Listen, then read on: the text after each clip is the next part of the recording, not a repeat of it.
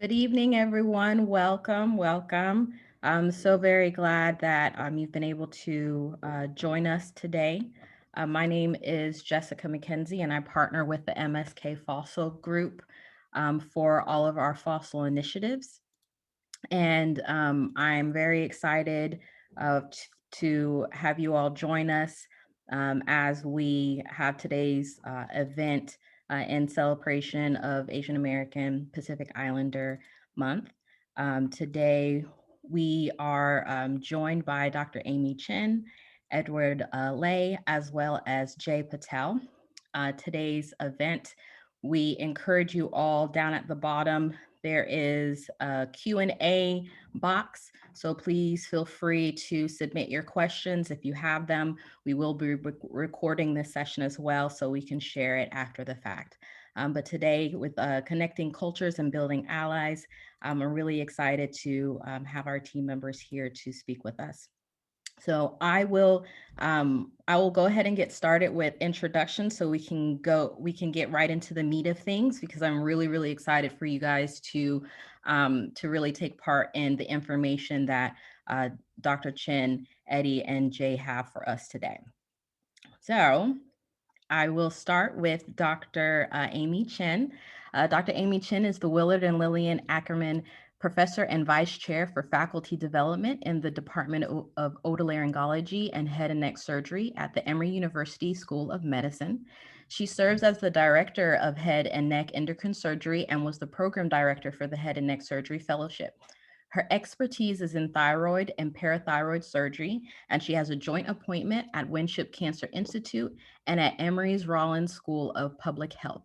She has also served as Director of Health Services Research in the Department of Surveillance and Health Policy Research of the American Cancer Society. Dr. Chen has been instrumental in developing a team approach to patient care. She developed and currently leads the multidisciplinary thyroid and head and neck tumor conferences. Her primary focus of research is in measuring outcomes of oncology treatment, as well as measuring determinants of successful outcomes of care. Dr. Chen's research agenda is to create a multidisciplinary, multi-site center dedicated to health services research, outcomes, and quality of care. Her secondary focus of research is directed towards translational research of head and neck and thyroid malignancies. Dr. Chen joined the Emory faculty in 2001 after a fellowship in head and neck oncologic surgery at the MD Anderson Cancer Center in Houston. Prior to that, she had her fellowship was in otolaryngology and general surgery at Baylor College of Medicine, also in Houston. She is board certified by the American Board of Otolaryngology and holds a Master of Public Health degree from the University of Texas School of Public Health.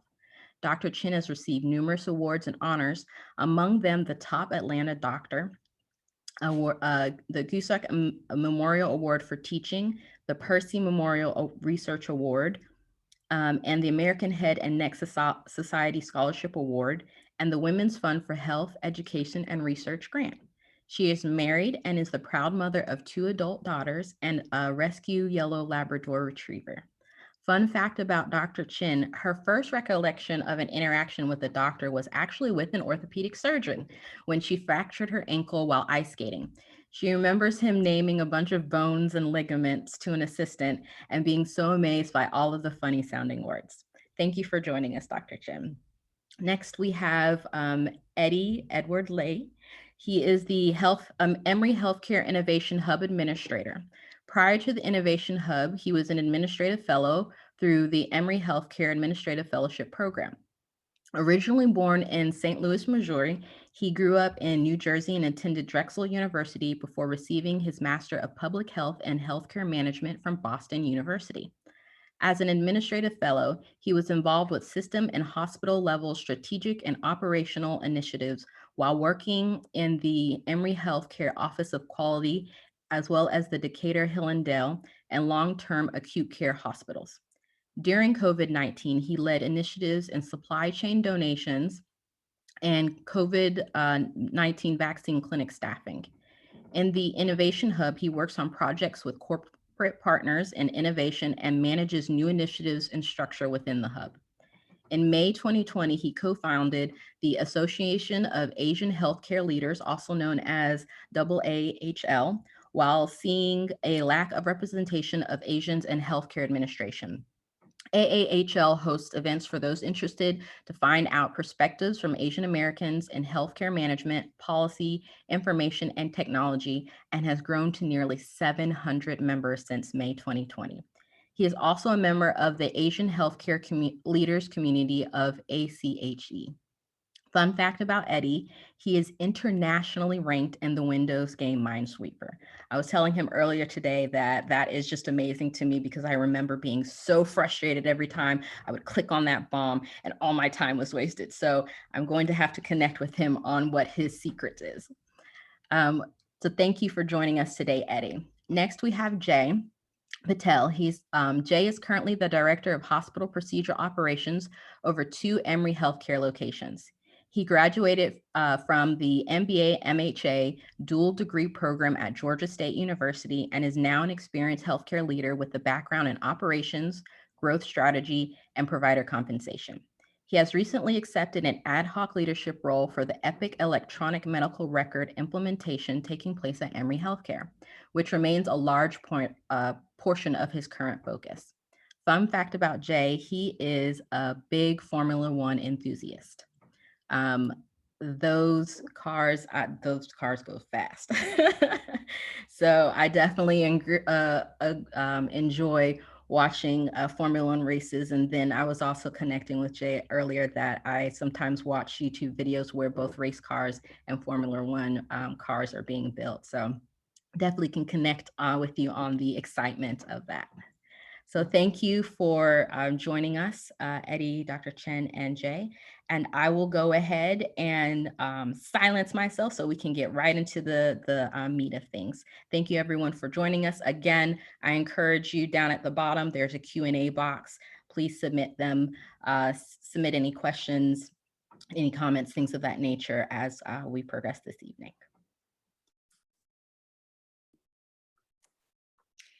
Thank you. Thank you for that kind introduction, Jessica. And I'm happy to be here to invite you to look through my Asian American Pacific Islander lens. I have no disclosures other than I'm Asian American. But just to describe the definition of what AAPI is, it is a very diverse group of individuals. Here you can see that the US population by race in 2018 is a very small number, about 6% if you add the Native Hawaiian and other Pacific Islander together with the Asians. So it's a very small group in the US. And you can see in Georgia, Indian, so South Asian comprised of majority of the Asians in Georgia, with Chinese coming in number 2. It's also very diverse in, if you look at the median household income and the number of Asians who, in terms of their education. So the biggest disparity between the top 10% earners and the lowest 10% earners has the widest variation is among Asians. And you can see here, Indians are on average, median annual household income is about 120,000. If you're from Burma, it's about 40,000. Those who live in poverty also have a very, very wide variation from 6% to as high as 25%. And then this is what I think is very interesting. If you look at this statistic, 54% of Asians over age 25 have a bachelor's degree or more education. But again, our group is very, very diverse. It's as high as 75% and to as low as 15%. So, and I wanted to also point out, I'm from Taiwan and I'm lumped in with Chinese. Chinese includes those identifying as Taiwanese. So again, another sort of lumping of different groups. And that's mainly because we have so many different racial and ethnicities to comprise AAPI. So just a brief history. I think that this is not well covered in our education in the US. So I just wanted to let you know a lot of these things I've only discovered in recent years, and this was not part of my education coming through middle school, high school, and college even. So first thing is the Transcontinental Air Railway. As many of you guys know, this railway was built from the east to the west and then from the west to the east. And the portion up from the west to the east was mainly built by Chinese immigrants. Anywhere from 13 to 15,000 Chinese immigrants were estimated to have been very instrumental in building this railway. And what I've demonstrated here is you can see these tents, and then you can see these rail cars. The white railway workers were able to stay in the rail cars and have free room and board. The Chinese immigrant workers had to fend for themselves in these tents. And it's estimated that 3 Chinese died for every 2 miles of railroad track that was laid during this time. And this is a very famous picture of the Golden Spike, which is apparently where the East Railroad and the West Railroad came together, and there was a ceremony called the Golden Spike. Not a single Chinese person was invited to be part of this picture, and there is a force growing right now to try to make this photograph more realistic and incorporate Chinese people in. Obviously, you can't go back and reshoot the photo, but at least make a mark that Chinese immigrants were very, very instrumental in building this railroad. So next, I want to cover the Chinese Massacre that happened in LA in 1871. This was there's a long history of xenophobia in US history, and this is one example of that. With the economic downturn in LA, 500 white men murdered 19 Chinese immigrants. That was 10% of the Chinese population at that time in LA. And this still stands as the largest mass lynching in US history. The Page Act was specifically enacted to prevent Chinese women from immigrating because of the notion that Chinese women were prostitutes and were bad for family values. And so this was one of the first exclusion or immigration acts in the US. Next was the Chinese Exclusion Act. This was very much the first act and law that excluded a specific racial group. And one of the big proponents of this was Mr. Bolt. And you all may know or have heard of Bolt Hall, which was what the School of Law was called at UC Berkeley. And only recently was this discovered to be a blatant racist. He was a very well-respected attorney and wrote a lot about anti-Chinese racism and was very important in catalyzing the support for passage of this Chinese Exclusion Act. This was recently discovered by an instructor in the School of Law at Berkeley. And when this came to be, UC Berkeley and the UC system actually removed Bolt's name from the School of Law and from the building. And this, and I think this speaks to why I think it's great that President Fembes has also started a committee at Emory to review all of the historical names and markers to be sure that we're not memorializing someone as racist as Mr. Bolt. There's some more Bellingham riots happened. This is outside Seattle, Washington. This was mostly anti-South Indian racist act. There were mostly Sikh men who were rounded up and jailed.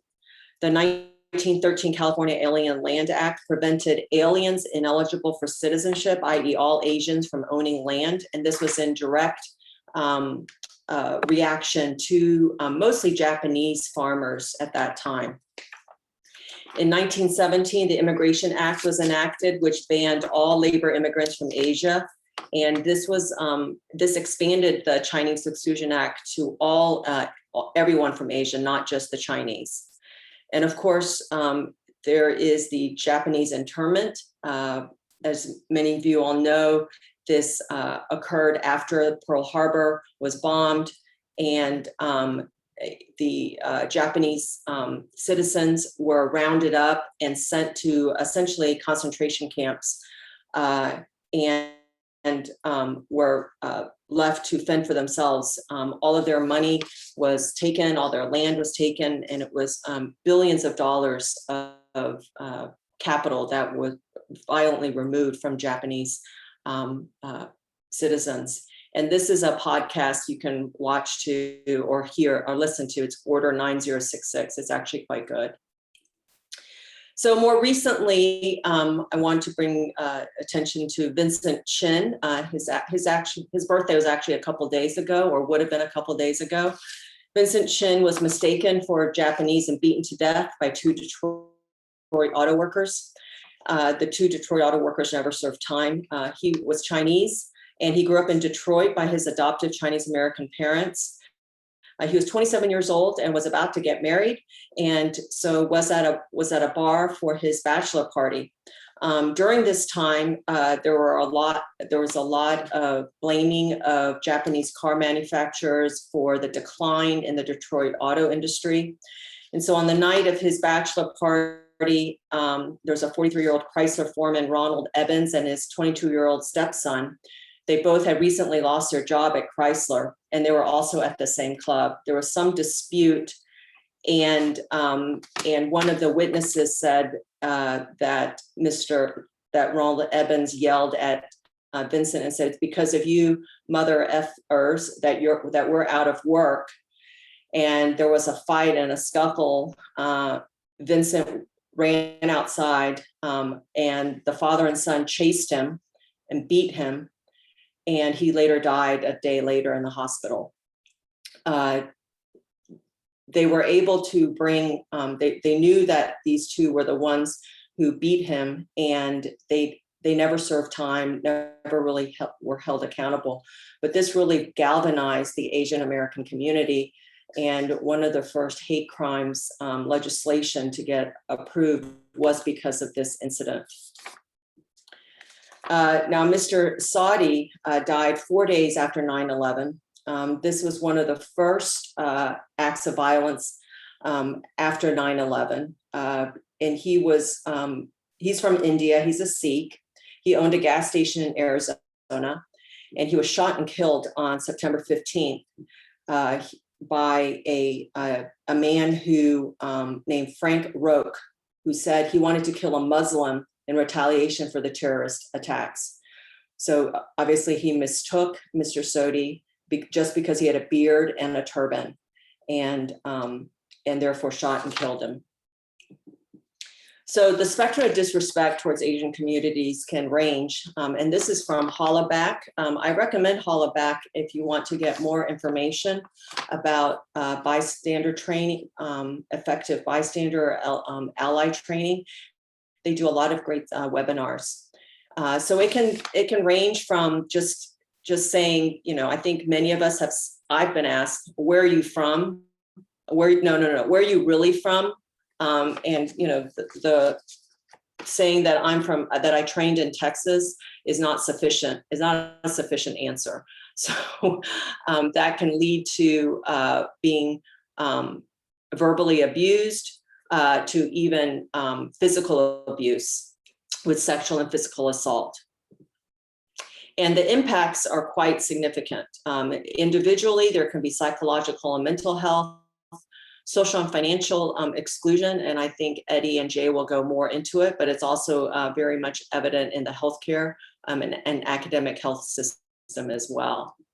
And it can make you feel really unsafe and on edge. There was yet another article in the New York Times today about how Asians are buying and using tear gas in great quantities. Especially in Chinatown, they're saying that they can't keep tear gas on in their shelves because of the great demand for this. And then obviously this can be implemented into policy. We've seen the Muslim ban. Remember a few years ago when Muslims could not enter the US and there was a big showdown at LaGuardia Airport. And this has been a long history back from the Chinese Exclusion Act to even now. So presently, StopAAPIHate.org has been covering this. I think many of you all have been seeing this in the news. Verbal harassment and shunning make up the two largest proportions of incidents reported. This has really gone up. There were over 6,600 incidents last year alone. Physical assault is the third largest category of the total incidents, and civil rights violations also have been reported. Women report hate incidents 2 times more than men, and Chinese are the largest ethnic group that report experiencing hate, followed by Koreans. The incident reports come from all 50 states and the District of Columbia. Businesses are the primary site, but also public streets. I think many of you remember the incident where the Chinese woman was walking past this, I guess it's like an apartment building in New York. She was literally just kicked down, and the doorman merely went up and just kind of closed the door so that that noise wouldn't bother the inside. That sort of abuse is happening every day, and particularly in the past year. So what happens when the patient is biased? And I think that this is relevant to all of us who work in healthcare. The most commonly reported types of bias from the healthcare side, provider side, is based on age and ethnicity. Gender is so about 59% heard an offensive remark about their personal characteristics from a patient. And I would say today that happened to me again, and yesterday and the day before. So every day it seems that it's taking place. And African-American and Asian physicians are the ones who are most likely to hear biased comments. In terms of looking at it in terms of the graphs, you can see the Asians are quite high, along with Latinx and Black individuals experiencing biased patient behavior. And these can be as just demeaning stereotypes, role questioning. Are you sure you know what you're doing? Or can I have the other person take out my drain, not you? I don't want you to suture up my incision. And then by gender, it's also much higher for women than for men. So what can you do if it's the patient that's exhibiting this bias? There is an acronym called ERACE that I'm suggesting to you guys. One is to expect it. Just say, okay, it's coming, and just kind of gird yourself for that. Recognize it and check in with yourself and also with your colleagues. If you see a colleague being the recipient of it, to just speak up and say, okay, what's going on over there, and to recognize it. Address it. Sometimes I'll have patients come in, hey, Amy, yeah, how's it going? And I just say, I prefer to be called Dr. Chen, to kind of nip it in the bud. Doesn't always make it work. Or to say, oh, wow, I haven't had so many women in the same room with me in a long time. And just to say, your comments make me really uncomfortable. S is for support, to offer support to your colleagues. And E is to establish and encourage workshops and training modules and programs such as Fossil to help educate and to get a policy to prevent patient harassment. Now, in terms of the academic health centers, Asians make up a large proportion of medical students that have matriculated in the year 2018 to 2019, so about 22%. But what happens is that there is a great leak, even though we start out at a higher than expected proportion of students. This study in 2013 demonstrates that over a 12-year study, there were no deans who were Asian, only 3% of chairs were Asians, and just over 6% were Asians. It is higher than some of the other racial groups, but it is nowhere close to where 20 or 18, 19, 20% where we started. So therefore, there appears to be some sort of stop or ceiling that is being hit. In terms of being an Asian woman, I think that as I showed you on the previous slide, women experience bias on a more higher rate and more severe than men do in healthcare. And I showed you the graph about Asians. And if you combine the two together, then it compounds that. And Asian women in particular are uniquely vulnerable to violence because of the persona of them being perceived as submissive or sexualized and marginalized. And obviously this can, the two can come together in great violence, as we witnessed in Atlanta in March. So I think that one of the things that we need to think about is how do we galvanize together? And I want to, and many of you may not know who this person is, but this is Joe Ishikawa. He was actually, he was a US soldier in World War II, and he helped to integrate the swimming pools in Lincoln, Nebraska. And he just knew that it wasn't right, that he worked in the public works department and he was told not to give any tickets to colored children. And he quit his job over it because he felt that that was morally wrong. Here we have Larry Itliong, who's a Filipino farmer who banded together with Cesar Chavez to join forces to end the Delano grape strike. And then here we have we have Ina Sugihara, who was very involved with the social civil rights movements in the 1960s. And then here we have Yuri Kochiyama.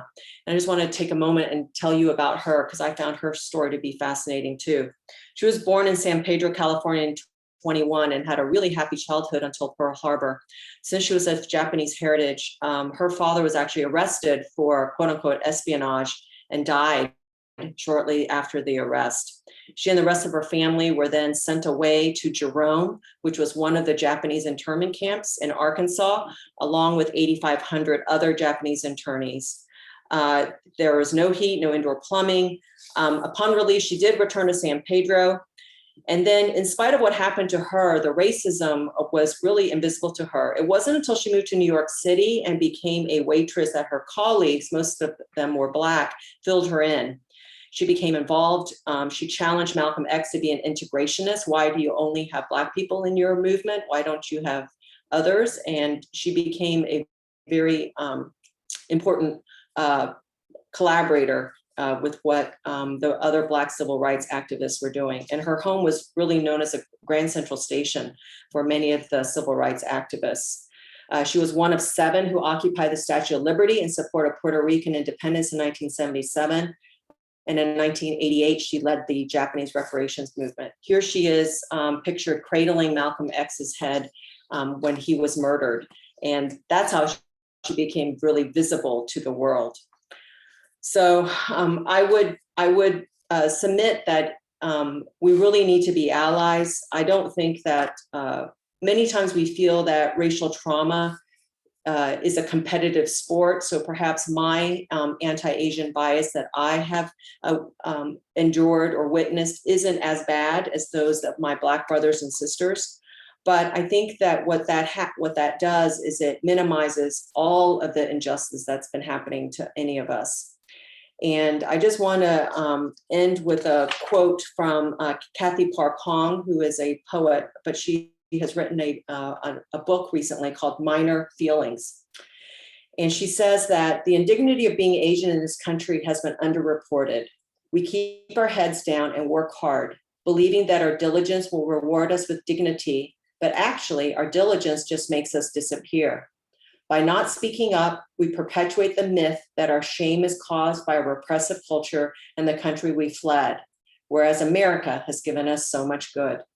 The lie that Asians have it good is so insidious that I'm guilted into saying that I don't have it as bad as others.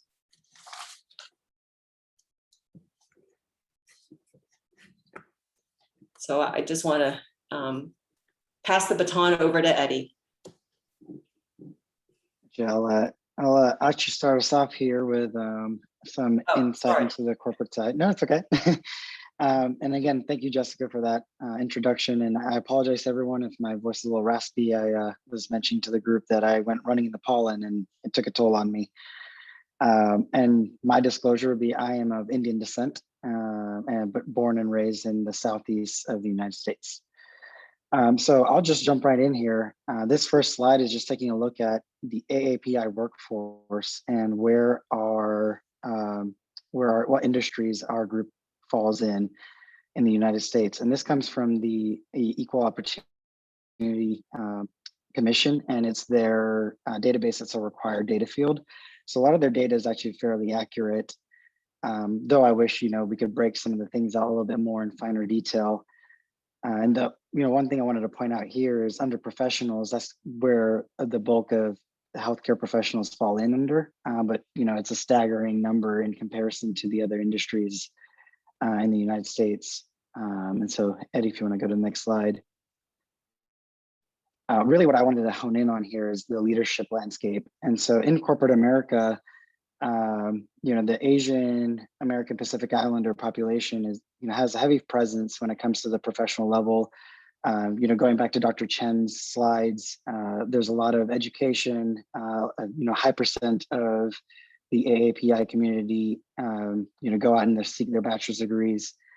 But what we found is that there's a disparity when it comes to moving up the ranks within a corporation. And so you could be a professional in the organization, but you might not necessarily make it to the executive or senior level management. And so if you look at the bottom here and you see this calculations, out of the professionals in the United States, the AAPI community make up 13.38%. But you can see that number reduced down from the first mid-level officials, and then even further when you get to the executive level. And officials in management. And so that's a delta of almost 7%. So it really shows that the opportunity declines as you get farther up the chain in the healthcare setting. Go to the next slide, Eddie. And so, one of the studies that I found, it was called The Illusion of Asian Success. And so this was published by Buck G and Denise Peck. And it's an organization called Ascend, which is the largest Pan-Asian membership for business professionals. And that's something that I learned through my research as well. But really what they found is that these disparities, they put some statistics behind it, that there are disparities between the leadership roles and middle management. And they specifically called out Goldman Sachs, who in 2017, they found that 27% of their workforce in America were Asian Americans, but then when they looked at their executive and senior management level, they only found that 11% of that population were Asian Americans. And so, Goldman Sachs acknowledged that, and they've taken some steps and some of the things that Eddie will touch on later on how to be a better ally. But that was a very interesting study there. And then if we go to the next slide. Another study that I found, the model minority, this is going after like more stereotypes of the Asian American Pacific Islander community having a specific characteristic list that they're expected to hold up to. And, those include being, hardworking, dedicated, having a high level of discipline, being intelligent. And so while those are great attributes to be associated with, do not get me wrong, it also has historically painted the picture of being quiet, reserved, and submissive. And so those are not the typical profile of a C-suite executive. So, further supporting that data point that they're not quite given those opportunities at the executive level. And, in support of that, there's another article that was posted in the Journal of Applied Psychology. And it was just showing the impact of organizational performance when it comes to Asian American leaders. And this is something I found very interesting. Basically, what the study hones in on is that in a typical organization, if they're operating at a good success, they're pretty less likely to escalate an Asian American leader in an executive role. But when a company is in duress, whether that be financially or operationally, they are 66% more likely to seek out an AAPI leader to help them through that moment of crisis. And it's really because the AAPI population has that attribute of self-sacrifice and a desire to improve the welfare of others that kind of pointed in that direction for them to be able to do that. And you can see that across a lot of organizations out there. If I think at the top of my head, 3M, Bose, BlackBerry, those are all companies that at one point or the other struggled and have now appointed an AAPI leader to step in and help rescue that organization. And so I'll turn it over to Eddie, and he'll walk us through some of that, the actual healthcare related data points. Super. Thank you, Jay. And thank you, Jessica, as well as Dr. Chen for, Jessica, your intro, and Dr. Chen, your great background on Asian American history here in the US and the discrimination and the steps that we could potentially take. And, pivoting from Jay and adding on to his area, I'd like to talk about specifically administration. A lot of people, when they think of Asians in the healthcare sphere, they might think of first clinicians to varying degrees. But, this is of significance and relation to me, as this is kind of where I pursued my career, and I'm continuing to move in that career. But I'd like to talk, most of my findings and my sharing is from 2007 joint report from the ACHE, which is the American College of Healthcare Executives. Now, there were previous studies performed, reports done in 1992, 1995, and 2002. Before this 2007 one, which was published in 2008. But since then, there has not been, to my knowledge, one completed on the diversity and some of the outcomes and backgrounds there. And I think that goes to show some of the work that continuing needs to be done in terms of representation as well as awareness of some of these issues. Now, this report, for some quick background, had 15, so just a bit over 1,500 responses that were had the data full enough to be analyzed, and 219 out of those 1,500 identified as Asian. And so some of the significant findings that I found interesting were these salary differences. Now, of course, there are varying factors that contribute to salary differences. And so they did control for level of education attained, as well as years of healthcare management experience. And they took the median pay. And I'd like to point out some notes down here that I definitely found interesting. If you look at white males, the median pay in 2007 was from this respondents pool was just around $170,000 for healthcare executives. And if you go down the line, you can see that Hispanic males, Black males, and Asian males make less than that. And same going down with white females in healthcare management positions. And you can see at both of those, both Asian males and Asian females make at least 11% in the case of females, and 22% less than their white counterparts. And so I think those were some interesting facts on salary. Again, this is from a 2007 report done. It's also one of the things that was interesting is when we think about talking about why maybe you don't see as many Asians in the health administration area, just as I wondered when I was going into this field, where some of the career origins. And so if you look on the table to the right, Asians reported the highest total percentage that started from department staff. That's highlighted down there. So 35%, whereas you can see the others were in the 20s to 30s range. And then Asians were the lowest first position for senior roles such as vice president, COO, and CEO. If you look there, 34% Asians that was their first role. And then down the line, up the line, there weren't too many They were never the kind of number one ranked in terms of their first positions in healthcare management. So a lot of them start out potentially from other clinical roles or other healthcare management related roles as staff and work their way up.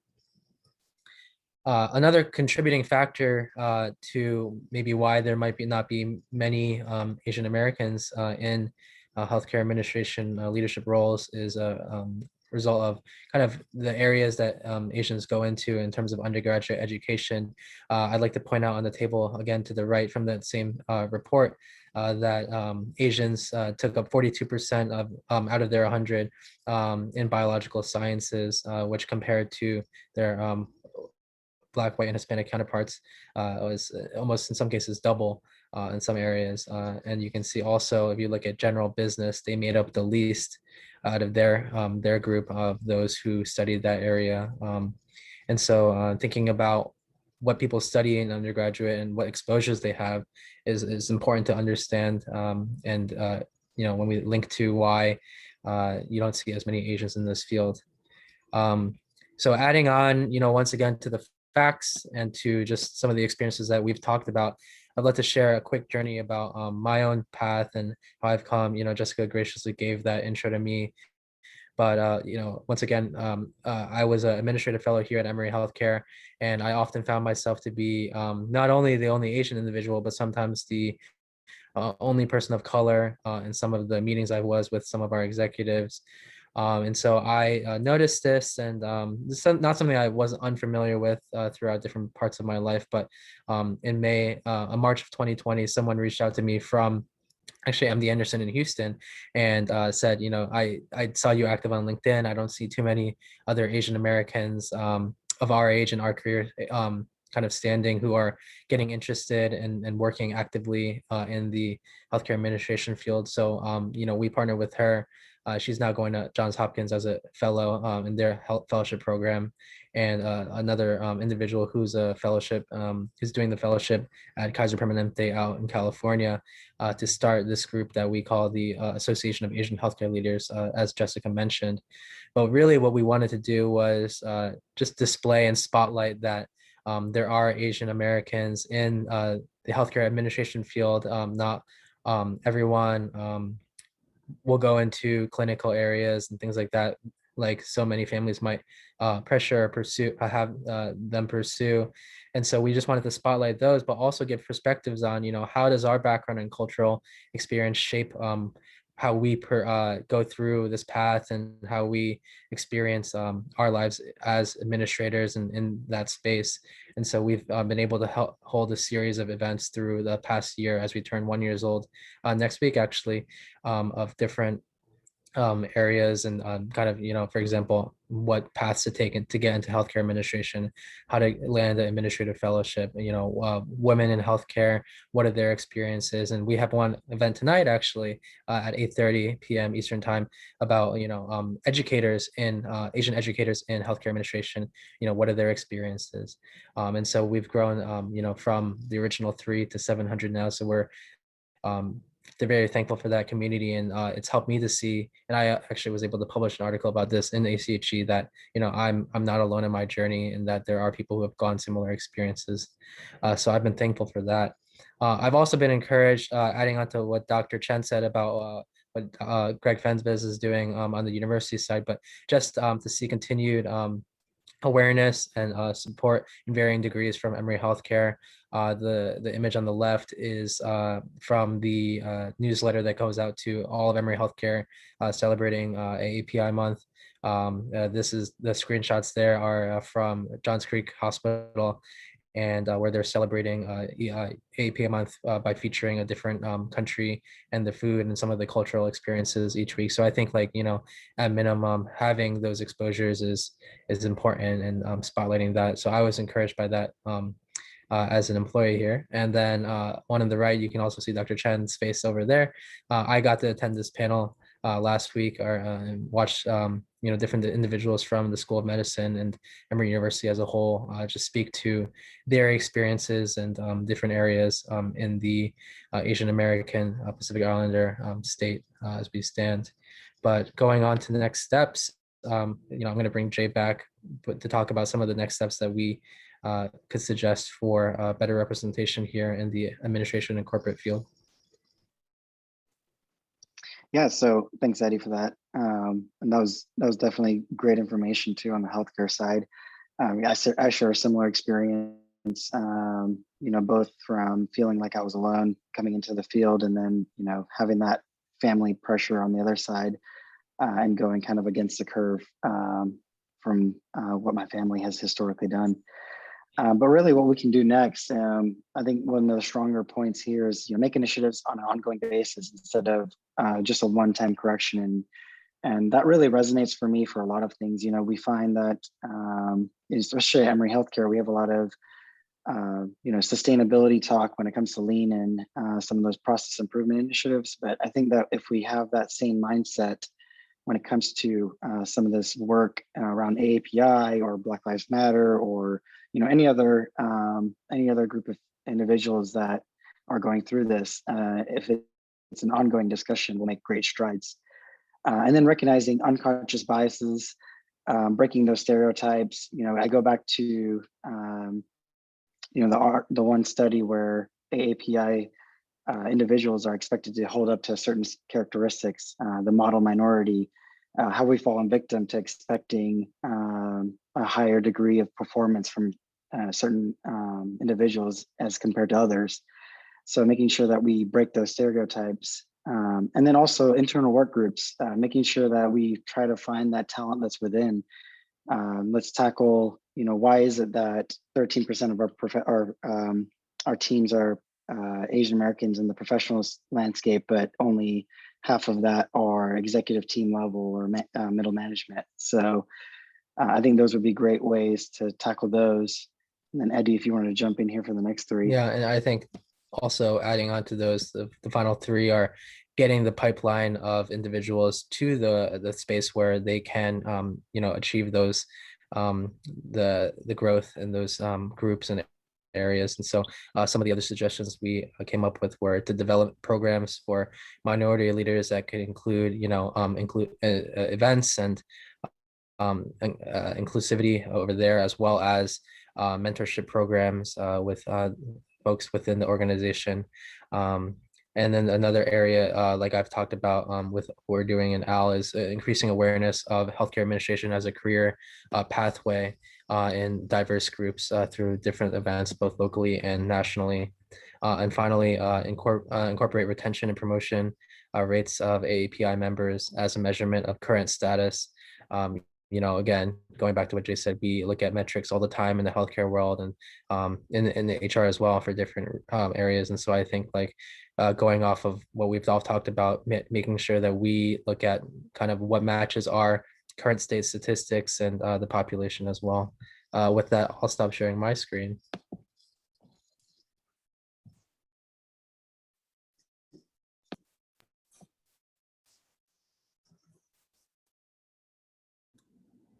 Thank you. It wouldn't be a true Zoom session if you can't find the unmute button.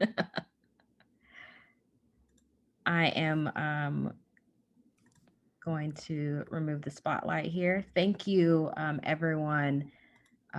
Really great information.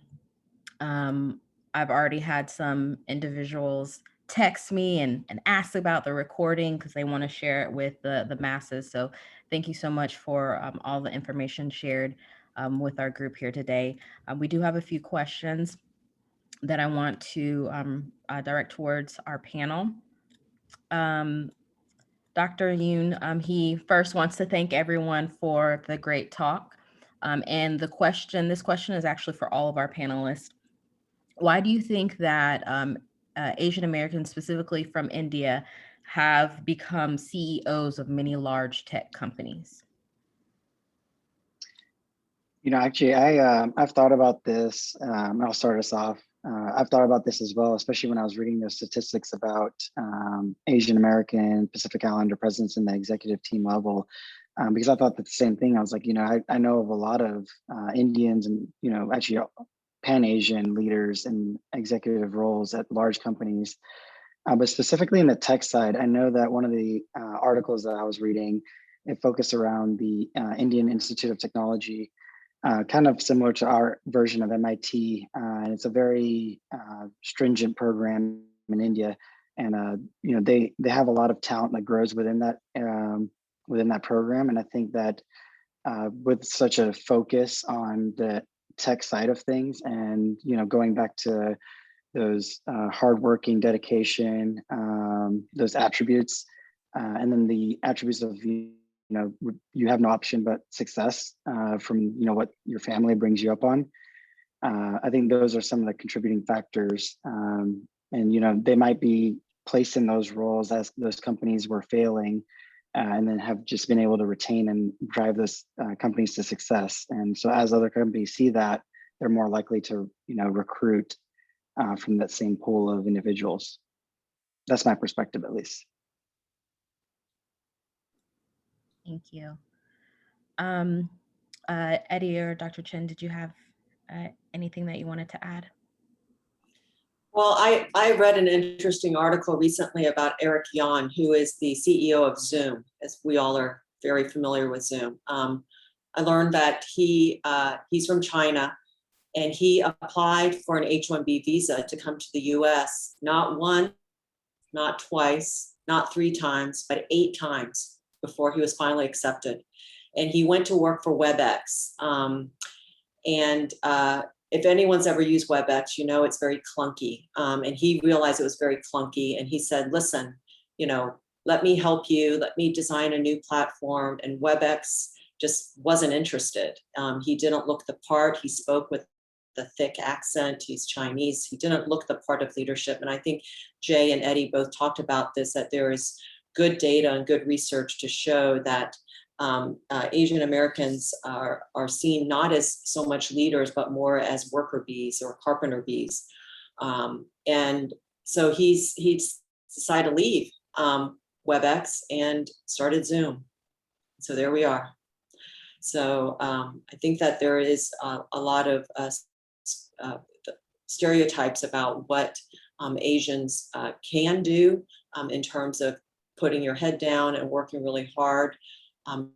And I think I know I was subjected to this myth too. It's like you work really hard, you study really hard, you go to a good school, you get into a good residency, you do good surgery, and then everything else will fall into place. And it isn't. It isn't. There's a ceiling.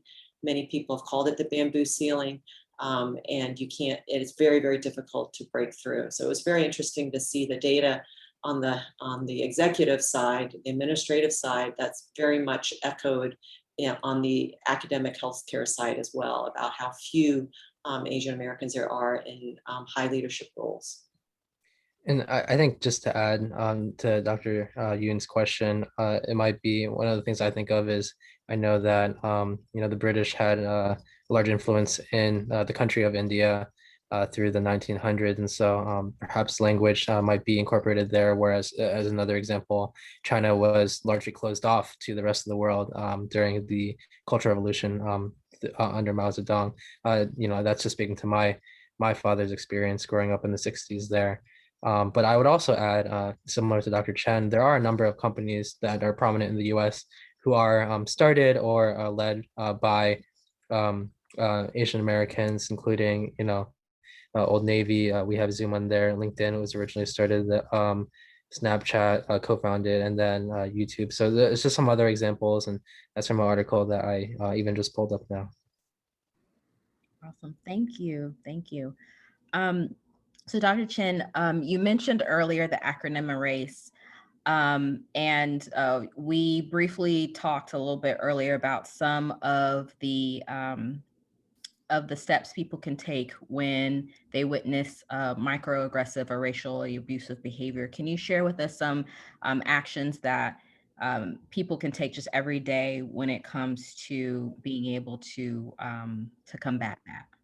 Sure. And I think that you guys have another session later in the summer with some other unconscious bias facilitators from the School of Medicine. I heard that through the grapevine anyway, so they may go into this in more detail. But I think these are also from Hollaback, so they're not my slides. But But, you know, we talk about the 5Ds. You're going to hear about the 5Ds later this summer from the unconscious bias facilitator from the School of Medicine. And the Ds can represent different things, but I'm just going to go through real briefly in the next 4 to 5 minutes. So these are some of the reasons why some people may not step in. And I think we've all been there. It's like, oh, I don't want to make things worse, or I don't know what to do. Nobody else is doing anything, so maybe I'm just the one that I'm overreacting. I'm not sure if that's really harassment or bias, and the stakes are high, particularly for those of us who are trainees or staff members. If we speak up, there could not only online harassment, but just reprisal for stepping into a role where you're saying, hey, that's not right. So what are the ways that you can try to address these things? And one is, I'm going to start with the first D is to distract. So if you say something, if you see something, like if you're on the subway, this is an example of on the subway, or if you see someone at Publix and they're standing in line and harassing someone, perhaps you can distract that person to de-escalate the situation. That's one way. One is to delegate. If you witness something that's going on, you ask someone to go get someone to help you, or to get the flight attendant or the attending or the manager on the floor to try to get more help in diffusing the situation. Document. This is something that, you know, we learned about this from the recent trial of George Floyd. That video that young woman took was really what the prosecutor needed. Without that documentation, it would be very hard to imagine that a indictment or even a conviction could have happened. So documenting what's going on, that can be by video, that can be by a safe report, it can be calling into the Emory Trust line, so that there is some documentation of what's going on, or even going to your immediate supervisor and documenting it that way. Delay is, you know, you witness something. A good example of this is that you are on the floor and you witness a patient or another healthcare professional say something biased against your colleague. If you don't want to say something right then, or you're not sure what to do, then perhaps you could reach out to them that evening and say, hey, are you okay? I know that this happened to you. I just wanted to check in. That can be very, very empowering for the individual, and feeling, oh, wow, someone noticed I am visible. Otherwise, the person may feel really, really invisible. And then doing the direct approach. I think this is probably the most scary, but sometimes it needs to be done. I think the example that I can give here is that if you go into a patient's room and there's 3 or 4 on a team, and usually the patient automatically goes to the white male, whoever that person is, whether that's a medical student or the intern, or it might be the attending, but oftentimes, as we get more and more women and people of color on our healthcare teams, it's not always the white male who is the leader of the group, but the attention is directed at the white male. And sometimes that's the medical student, and to actually speak up and say, hey, listen, I'm not the, I'm just a student. You know, Dr. Yoon is the attending on this team, and he's gonna let you know what's going on with your care. To really be direct, or to say, hey, that's not okay, don't address her in that way, to really say something. And obviously this is probably the one that we probably need the most practice doing, but it can be very important and affirming.